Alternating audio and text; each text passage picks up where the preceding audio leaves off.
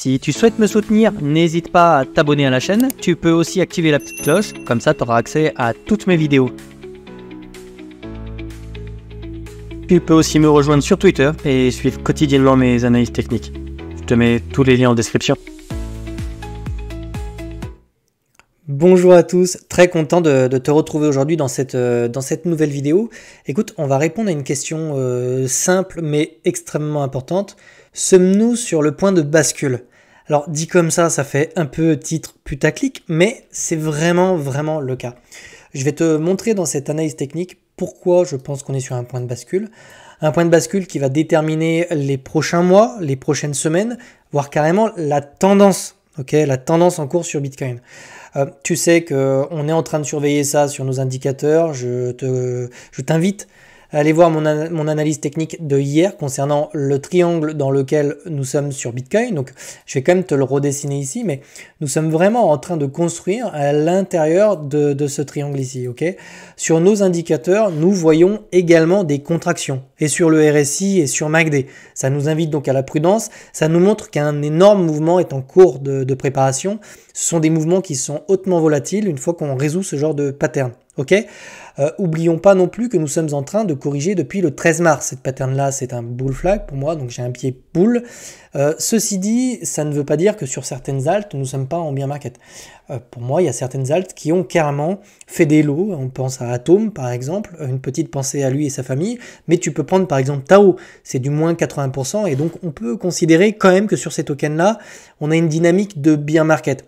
4-5 mois de baisse, c'est du bear market, c'est plus une correction, correction de 20-15%, oui, mais pas sur du moins 80%. Donc ça, c'est dû à la liquidité qui concerne les altcoins. Mais sommes-nous pour autant en bear market? Non. Et sommes-nous en bear market sur l'ensemble des alts? Non plus, je tiens à préciser ça. En revanche, on va regarder un petit peu les niveaux à surveiller. Donc là, je vais directement saisir mon Fibonacci. C'est mon meilleur ami. On va aller tracer le point bas, le point haut et on va regarder un petit peu ce qui se passe sur le total cap. Donc le total cap, c'est quoi? C'est la capitalisation totale des altcoins. Les 38,2 là que tu vois ici sont un niveau Fibonacci qui nous permet de déterminer si ici nous sommes en bear ou en bull market. Donc tout ce qui se passe au-dessus du 38,2 c'est un marché haussier. Tout ce qui se passe en dessous du 38,2 c'est un bear market.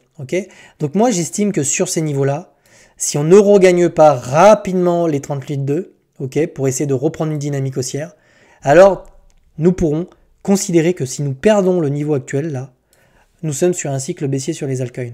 Et si nous perdons ce niveau-là, ça veut dire que nous l'avons également perdu sur Bitcoin. C'est pour ça que le point de bascule, actuellement, nous y sommes réellement. On verra aussi la dominance, mais sur Bitcoin, je peux déjà te dire que si on repasse sous ce niveau-là, on risque d'avoir une volatilité qui nous entraîneront à revenir chercher les 54 000 $. Et si on perd les 54 000 $, ce qui nous attend, c'est probablement le retest des niveaux post-ETF. Donc, c'est pas le scénario que je privilégie. Moi, j'ai un biais bull. Je pense que ce triangle peut résoudre à la hausse. Nous avons différentes datas qui nous permettent de le penser. Donc, on voit clairement ici que on a BlackRock qui continue d'absorber une partie des fonds qui sont distribués par Grayscale. On le voit ici. On voit la part de Grayscale qui diminue. On a également, on le voit aussi, des parts qui augmentent. On a aussi de l'inflow, du net inflow qui est plutôt positif. On le voit sur des données on-chain, c'est-à-dire que sur les données on-chain, on voit bien qu'il y a de l'achat sur Bitcoin. Donc, est-ce que c'est suffisant ici pour résoudre cette pattern-là? Ça, on va pas tarder à le savoir.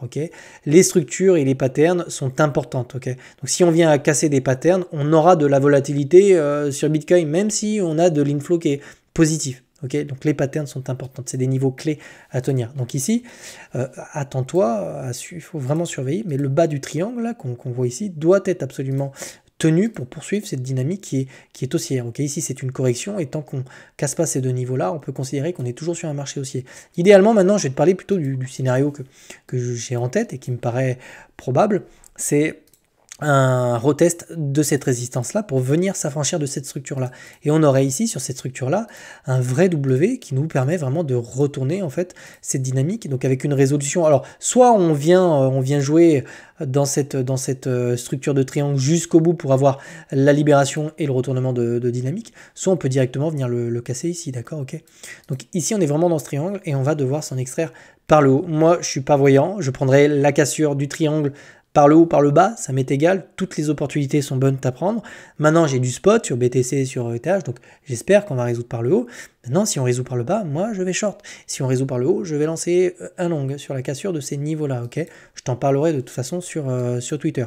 Maintenant, également, ce qui est important de savoir, c'est la dominance. Qu'est-ce qui se passe ici, ok. Eh bien, là, on a une autre information qui est importante, toi qui possèdes des altcoins, c'est qu'aujourd'hui, et depuis très longtemps, Bitcoin est plus fort que les altcoins en règle générale. C'est-à-dire qu'en gros, si tu n'es pas positionné sur les bonnes alts, il vaut mieux que tu te positionnes sur BTC parce que ta performance sera meilleure. Ok. Donc, tiens, prends cet indicateur en compte. Si on a une résolution haussière sur Bitcoin ici, il y a de grandes chances qu'ici, on ait une accélération haussière également sur la Bitcoin dominance. Beaucoup me disent oui, on va break, on va avoir une alt season. Non, on n'a pas une alt season après une correction sur BTC. On a une alt season normalement lors de périodes de distribution, de redistribution. On n'a pas de redistribution sur Bitcoin. On a juste un Bitcoin qui est en train de s'accaparer une énorme part de marché et ça se voit via les institutions. Donc pourquoi on aurait une redistribution sur les altcoins? Ça n'a pas de sens. Ok. Donc pour moi, on n'aura pas de redistribution, c'est-à-dire que je ne m'attends, avec un Bitcoin qui casse ces niveaux-là, je ne m'attends pas à avoir quelque chose qui casse comme ça. Ça n'a pas de sens pour moi. Okay, donc je m'attends à une accélération de la dominance en faveur de Bitcoin. C'est un petit peu le maître, les talons, si je puis dire, si on vient casser ces structures-là.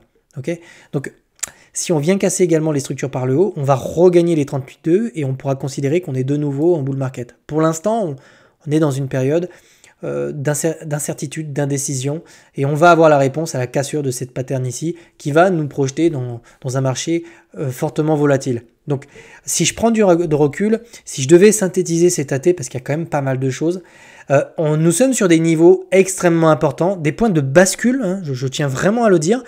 Si on vient casser cette structure par le bas ou par le haut, nous aurons soit une continuation haussière et on viendra chercher les 70 000 et plus dollars sur Bitcoin, ok.